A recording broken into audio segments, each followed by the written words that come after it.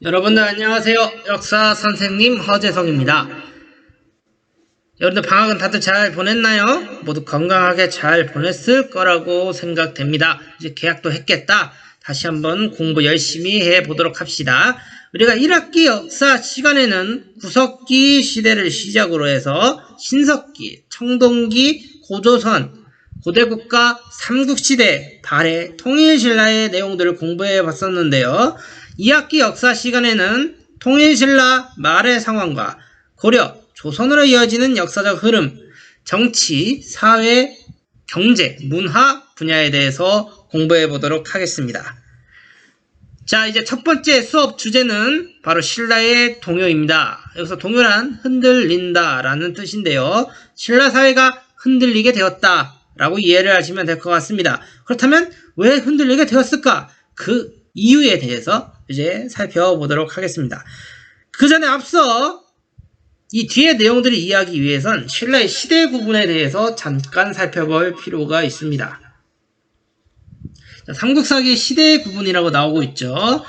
삼국사기에서는 무열왕 직계가 왕위를 계승한 시기를 중대로, 해공왕 이후 중앙정부의 권위가 쇠퇴하여 멸망에 이르는 시기를 하대로 구분하고 있습니다. 즉 신라를 건국했던 박격거세에서 마지막 성골 왕이었던 진덕 여왕이 죽기까지를 신라 상대사회로, 그리고 진덕 여왕이 죽고 진골귀족 출신이었던 김춘추 즉 무열왕이 즉위하고 나서부터 무열왕계 직계 후손들이 계속 왕위를 이어나가게 되는데, 그 마지막 왕이 해공왕이었어요. 이 해공왕이 죽죠. 이 죽을 때까지 시기를 신라 중대사회로, 그리고 해공왕이 죽고 난 이후 선덕왕부터 신라의 마지막 왕이었던 경수왕까지를 신라 하대로 구분하고 있습니다. 참고로 알아두시길 바랄게요. 자, 그렇다면 본격적인 내용 살펴보도록 하겠습니다. 진골 귀족들의 왕위 재탈전, 신라 사회가 흔들리게 되었던 가장 첫 번째 요인이라고 할 수가 있는데요. 여기서 진골 귀족이란 먼저 신라의 신분제도였던 골품제에 대해서 이해를 할 필요가 있습니다. 자, 골품제의 구조에 따르면은 가장 상위층이 성골, 그 다음이 진골 귀족, 그 다음 육두품부터 5, 4, 3, 2, 1 두 품으로 나누어져 있는데, 성골은 이미 진덕 여왕 때 그 대가 끊깁니다. 그래서 진골 귀족, 그중 김춘추가 왕위에 오르고 나서 그 직계 후손들이 계속 왕위를 잇고 있었어요. 하지만 해공왕이 죽고 난 이후 이제 서로 왕이 되겠다고 싸움을 벌인다는 내용입니다. 자, 먼저 이것에 살펴보기 앞서 그림 하나 보시겠습니다. 자, 이 사진에 나오는 유적지는 진골 귀족들의 왕위 재탈전과 지배층의 무능, 사치, 향락을 보여주는 대표적인 유적지라고 할 수가 있는데요. 굉장히 유명한 유적지예요. 어딘지 알고 있나요? 한 번쯤은 가봤을 거라고 생각이 되는데, 네, 맞습니다. 여기가 경주 역사지구에 위치하고 있는 바로 포석정이라는 곳입니다. 여기가 뭐 하던 곳이었을까요? 네, 술 먹는 장소였죠. 더 정확히 말하면 술게임을 하는 장소였습니다. 왕과 신하들이 서로 놀이를 하면서 술을 마시는 장소였죠. 자, 왕이 술잔을 둥둥 띄웁니다. 내려가겠죠? 그래서 신하 앞에 가요. 자, 이 신하가 술잔을 받고 시를 썼어야 됐어요. 근데 시를 못 쓰면 벌주 3잔을 마셔야 되는 그런 곳이었습니다. 자, 그렇다면 이게 왜 지배층의 무능, 사치, 향락과 관련이 있느냐? 정치 열심히 하고 일 열심히 하고 와서 여기서 술게임하는 거는 뭐 좋다 이거예요. 근데 허구한 날 주구장창 이곳에 틀어박혀서 술게임만 했다라고 하면은 문제가 되겠죠. 그래서 이 포석정이라는 장소는 지배층의 사치 향락을 보여주는 대표적인 유적지였다. 여담인데 나중에 여기서 경혜왕, 신라의 55대 왕이었던 경혜왕이 견훤, 나중에 후삼국 얘기할 때 나올 건데, 이 견훤이 쳐들어오는 것도 모르고 여기서 술 마시고 있다가 잡혀서 자결을 당합니다. 자살을 강요당해요. 이건 다시 후삼국 얘기할 때 언급하도록 하겠습니다. 자, 아무튼 이런 지배층의 무능, 그리고 사치 향락으로 인해서 진골 귀족들의 왕위 쟁탈전이 심화된 측면도 있습니다. 자, 본격적인 그 내용 살펴보도록 하겠습니다. 자, 진골 귀족들의 왕위 쟁탈전, 해공왕 즉위 이후 정치적 혼란이 가중되게 됩니다. 자, 경덕왕의 아들이었던 해공왕이 즉위할 때 나이가 8살이었어요. 오늘날로 치면 초등학교 1, 2학년 정도 되겠네요. 그러니까 어린 왕이 즉위를 하니까 주변에 있던 좀 거물급 신하들이 무시를 한 거죠. 제가 잘할 수 있을까? 쟤한테 맡기는 거 좀 불안한데? 이런 식으로 혼란이 있던 와중에 해공왕이 피살을 당합니다. 죽임을 당해요. 자, 그 이후 진골 귀족들 간의 왕위를 둘러싼 피비린내 나는 쟁탈전이 시작되게 됩니다. 서로 내가 왕이 될 거야, 내가 왕이 될 거야 라고 하면서 세력전이 시작되게 되는 것이죠. 이렇듯 중앙에서는 해공왕 이후 150여 년 동안 20명의 왕이 교체되게 됩니다. 흔하지 않은 현상이죠. 아무리 고대 국가에서 왕들의 수명이 짧았다고는 하지만 150년 동안 20명의 왕이 교체된 경우는 흔하지 않거든요. 아무튼 이런 현상으로 봤을 때 진골 귀족들의 왕위 쟁탈전으로 인해 신라 사회가 혼란스러웠고 이로 인해 왕권이 약화되게 됩니다. 또한 서로 왕 되겠다 이렇게 치고받고 하던 와중에 지방에 대해서 소홀해지게 되죠. 이것을 어려운 말로 지방 통제력이 약화된다라고 볼 수가 있습니다. 자, 이것은 신라 후대의 왕위 계보표인데요. 자, 1대 왕부터 56대까지 다 담기에는 너무 많아서 일단 25대부터 실었습니다. 자, 여기 보면 무열왕이 있죠. 자, 무열왕이 즉위하고 나서부터 무열왕의 직계 후손들이 계속 왕위를 잇게 되는데 이 해공왕 때 이게 끊기게 됩니다.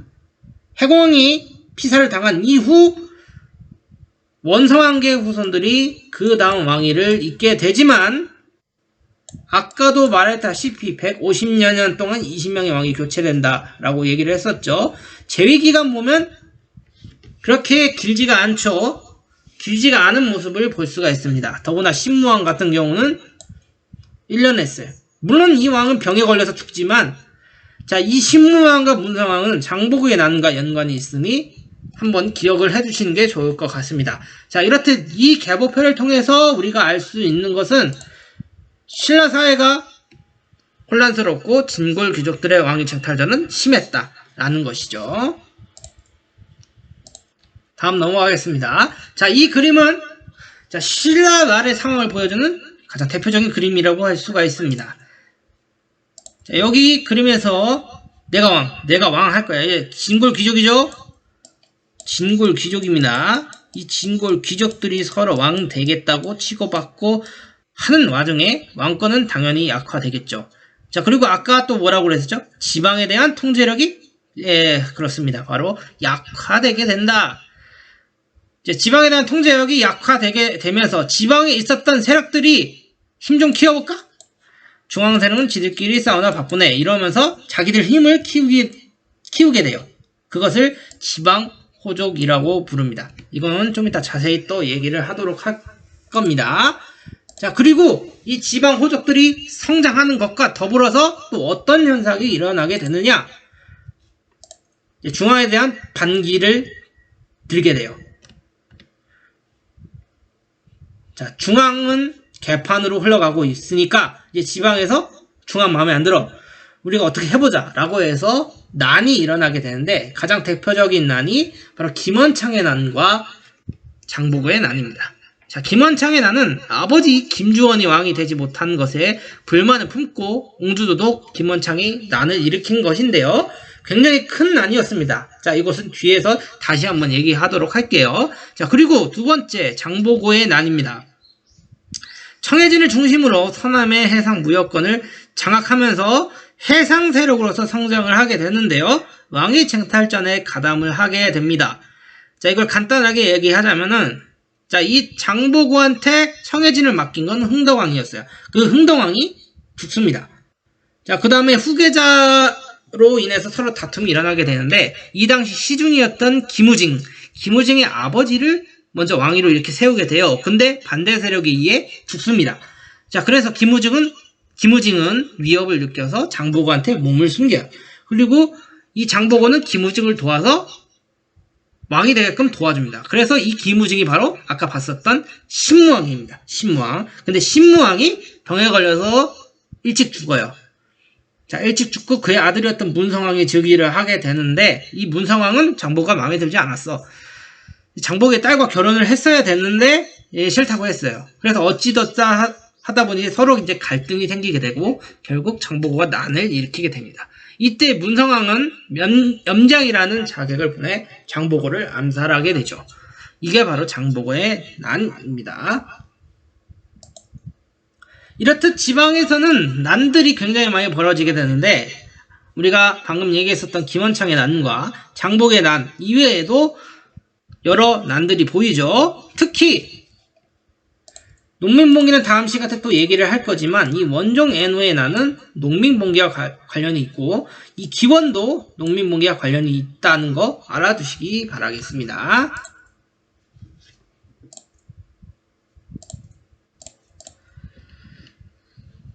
자, 김원창의 난 다시 한번 보도록 할게요. 신라 타도 새나라 건국을 목표로 난을 주도했었는데요. 자, 세력 보면 한번 보시겠습니다. 굉장히 크죠? 3월에 웅주도독 김원창이 아버지 김지원이 왕이 되지 못함을 이유로 반란을 일으켜 국호를 장안이라 하고 연호를 경운이라 하였다. 삼국사기. 자, 신라 구주 가운데 5개의 주를 차지한 김원창의 반란을 묘사하는 그림이다. 신라를 인정하지 않고 새로운 나라를 세웠다는 소식에 신라 왕실은 발칵 뒤집혔다. 김원창의 반란은 신라 사회에 어떤 영향을 미쳤을까? 이거에 대해서 다시 한번 여러분들 한번 생각을 해보시기 바라겠습니다. 아무튼 이 김원창의 난은 5개 주, 굉장히 큰 난이었어요. 이것을 진압하는데도 신라 중앙정부가 굉장히 애를 먹게 됩니다. 어쨌든 진압은 되게 되죠. 자, 두 번째 지방 호족의 등장. 이것은 신라 사회가 흔들리게 되었던 두 번째 요인입니다. 지방 호족 앞에서 잠깐 얘기를 했었는데 좀 더 자세히 설명하도록 하겠습니다. 자, 호족의 등장. 중앙정부의 지방 통제력이 약화되면서 지방에서 독자적으로 힘을 키운 호족으로 성장을 하게 됩니다. 자, 이들은 자신의 지역을 직접 통치하거나 농민을 모아 군사로 이용, 스스로 땡땡 혹은 땡땡으로 칭합니다. 여기서 땡땡은 네, 그렇죠. 바로 성주 혹은 장군으로 칭합니다. 자, 그리고 여기서 농민을 모아 군사로 이용한다라는 것은 이때 농민 반란이 굉장히 많이 일어나는데요. 신라 말에 이들을 자신의 군사로 포섭하는 경우도 있었다는 얘기입니다. 그리고 선정숙녀, 육두품 세력과 손잡고 신라 정부에 대항하게 됩니다. 그리고 새로운 사회 건설을 추구하게 되죠. 자, 신라 왕실은 희망이 없다. 우리가 새 나라를 만들자. 이 기치를 필두로 하여 많은 농민들이 곳곳에서 세금 내기를 거부하고 신라의 왕은 혼란한 상황을 수습할 힘이 없었기 때문에 지방에서 큰 힘을 갖고 호족들이 성장을 하게 된다라고 이해를 하시면 될 것 같습니다. 자, 이것은 후삼국 시대 초기 호족 분포도인데요. 자, 이것은 후삼국 시대 얘기할 때 다시 한번 얘기를 하도록 하겠지만, 자, 신라 말의 상호가 관련이 있기 때문에 가져왔습니다. 여기 진성여왕 있죠? 신라의 왕입니다. 가장 무능했던 왕으로 평가를 받고 있습니다. 여자가 아니라 남자 좋아하고, 술 좋아하고, 노는 거 좋아하고, 가장 무능했던 왕으로 취급을 받고 있는데요. 이때 당시 농민 반란이 가장 많이 일어나고, 호족들도 이 신라 정부에 대해서 굉장히 마음에 들어하지 않았어요. 자, 이런 진성여왕이 즉위하고 있을 당시 호족들에 대해서 잠깐 살펴보도록 하겠습니다. 이것을 다 외울 필요는 없어요. 그냥 중요한 인물 몇 명만 얘기를 하도록 하겠습니다. 자, 발해는 대위회. 야, 여기는 호족이 아니죠. 그냥 발해는 다른 국가니까. 자, 황조호족 황보제공이 있고, 평주호족 박지군이 있는데, 여기 송악호족 왕용. 자, 이 왕용이 누굴까요? 네, 바로 태조 왕건의 아버지입니다. 나중에 왕건에 대해서 다시 한번 얘기를 하도록 하겠습니다. 그리고 궁예 나오죠. 이제 궁예가 나중에 후고구려를 건국하게 됩니다. 자, 그 다음 여기 견훤 나오죠. 이 견훤은 나중에 후백제를 건국하게 되죠. 네, 여담인데 이 견훤의 아버지가 이 상조호적 아자가입니다. 근데 둘이 서로 사이가 좋지 않아서 힘을 합치지 않았다고 하네요. 자, 그리고 나조호적 오희, 승조호적 박영규. 자, 이렇듯 후삼국 시대 초기 그리고 이 시기는 호족들이 굉장히 많이 난립을 했던 시기였다라는 거 이해를 하시면 될 것 같습니다. 자, 이런 호족 세력들한테 도움을 줬던 세력이 있는데요. 바로 육두품 세력입니다. 자, 신문적 한계로 승진 제한이 있었습니다. 이게 무슨 말이냐? 우리 골품제 아까 얘기를 했었죠. 자, 골품제에서는 진골 귀족, 그 다음 아래가 바로 육두품 세력이었는데요. 6, 5, 4, 3, 2, 1 이 등급으로 있었는데 3에서 1 두품은 평민화하게 됩니다. 그리고 4, 5, 6 이 두품들은 승진에 제한이 있었어요.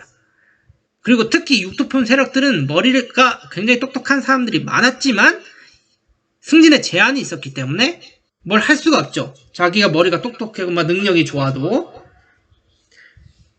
자, 이 육두품 세력들은 정치적 혼란 속에서 골품제를 비판하고 사회개혁 요구를 하게 됩니다. 자, 특히 최치원이라는 사람이 가장 유명한데요. 자, 육두품이 가장 대표적인 인물이었습니다. 자, 이 사람이 어떤 인물이냐 간단하게 설명을 하면은 당의 빈곤과에 합격을 했던 사람이에요. 당의 빈곤과는 당의 최고 시험이었습니다. 그 시험에 합격했던 사람이었는데 굉장히 높은 지위까지 올라갔다고 해요. 자, 당이 있었으면 승승장구할 수 있었는데 왠지 모르겠지만 당에서 신라로 다시 넘어오게 됩니다. 그리고 이때 넘어왔을 때 왕이었던 진성여왕한테 사회개혁을 요구해요. 그리고 시무 10주를 올립니다. 근데 듣지도 않죠. 아까 진성여왕이 어떤 여왕인지 얘기를 했었죠. 남자 좋아하고 술 좋아하고 노는 거 좋아하고 정치 안 하고 이런 왕이었기 때문에 듣지도 않아요. 그리고 더군다나 진골 귀족들이 육두품 따위가 어떤 이따위 개혁 요구를 하느냐라고 하면서 반발을 하게 됩니다. 자, 진골 귀족들의 반발로 인해 개혁 요구가 실패로 돌아가자 최치원은 이렇게 느끼죠. 아, 이제 신라는 희망이 없구나. 신라는 끝났구나. 라고 해서 이제 등을 돌리게 됩니다. 나중에 최치원은 뭐 산으로 들어갔다라는 얘기도 있습니다. 자, 이 최치원 이외의 육두품 세력들은 나 이제 신라는 버려. 새로운 나라를 만들자라고 해서 호족들과 연합을 하게 되죠. 가장 대표적인 인물이 최승우라는 인물인데 이 최승우는 나중에 견훤과 합심해서 책사로 활약하게 됩니다. 견훤은 후백제를 건국했던 왕이라고 얘기를 했었죠. 자, 이렇듯 육두품 세력이 있었습니다. 여기 그림은 방금 얘기했었던 그 그림인데요. 여기 최치원 나오죠? 최치원 시무 10조를 올렸지만 여기 진성여왕입니다. 진성여왕은 시큰둥하죠? 그리고 여기는 진골귀족 저 육두품인 자의 의견 따위 무시하소 이렇게 하고 있잖아요. 자, 그래서 최치원 실망을 하고 있죠. 자, 이렇듯 육두품 세력들은 이제 신라와 완전히 등을 돌리게 되고 호족 세력들과 연합을 하게 된다라는 것입니다. 자, 이 그림은 신라 말 새로운 세력에 대해서 잠깐 나타낸 그림인데요. 여기는 호족이죠. 호족. 자, 여기는 선종 승려입니다. 이거는 새로운 사상에 대해서 공부할 때 다시 얘기하도록 하겠습니다. 그리고 최치원을 비롯한 육두품 세력 이렇게 나오고 있습니다. 새로운 사상의 등장. 자, 기존에 있었던 교종에 반대해서 선종과 풍수지리설이라는 사상이 등장하게 되는데요. 이 두 사상은 호족 세력과 연합을 하게 되면서 새로운 건국 사상으로 이어지기도 합니다. 고려에 자세히 살펴보도록 하겠습니다. 자, 통일 초기 사상은 바로 교정이었어요. 불교 종파의 하나였던 교정이었는데 경전 이해를 중시했습니다. 그리고 석가모니의 말, 그리고 석가모니가 저술했던 불교 경전 등 이런 경전 연구를 강조했던 종파가 바로 교정인데요. 왕실과 귀족 중심으로 받아들여지게 됩니다. 자, 이후 통일신라 말에 들어가면 새로운 사상들이 등장을 하게 됐는데요. 불교 정파 중 하나였던 선종이 들어오게 됩니다. 이 선종은 교정과는 달리 글 위주가 아니라 수행, 실천을 강조하게 됩니다. 그리고 개인의 깨달음을 중시하게 되는데요. 왕실과 귀족 중심으로 받아들여졌던 교정과는 달리 호족과 백성들에게 큰 호응을 얻게 됩니다.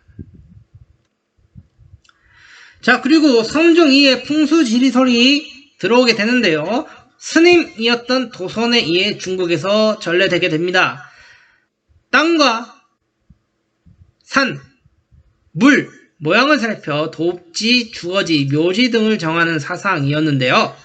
자, 이 풍수지리서는 고려가 도읍을 정하는데 굉장히 큰 영향을 끼쳤고 이후 묘청의 서경천도 운동에서도 이 사상이 나옵니다.